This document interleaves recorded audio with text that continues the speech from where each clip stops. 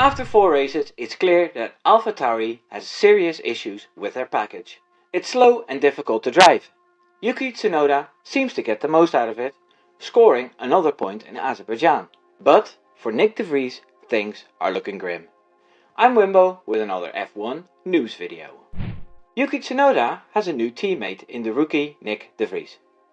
So far he's been beating him in races and qualifying. We all know how close Tsunoda was with Pierre. So how does Nyck de Vries stack up according to the feisty Japanese driver? With Franz Tost being replaced with Laurant Mekies next season, things might move in another direction. And Yuki Tsunoda also talked about who he thinks should replace the 80-year-old Helmut Marko on the Beyond the Grid podcast. He thinks the recent retired Sebastian Vettel would be an excellent candidate for that job. I have to say that I'd actually love to see him in that job. When asked about de Vries, who's still without points in 4 races, he had a few very interesting things to say about his driving style and where his strengths lie. Tsunoda explains that de Vries dares to position his car really close to the wall, as that is something that's quite common in Formula E. He's impressed with all the valid feedback he gives to the team.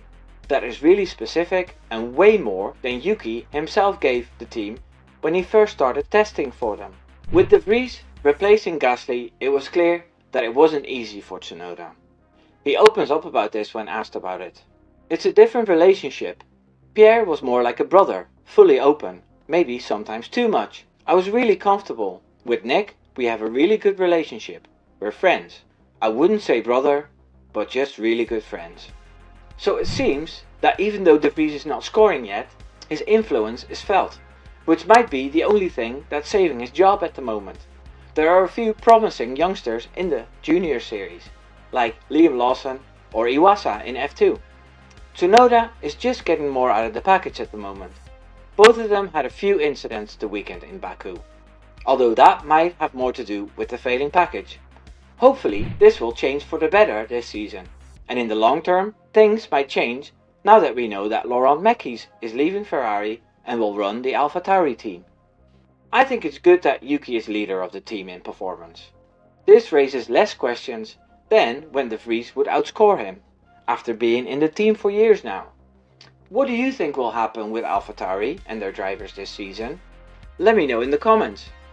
I think the only way is up, just like my YouTube channel. Subscribe. Take care now. Doei doei.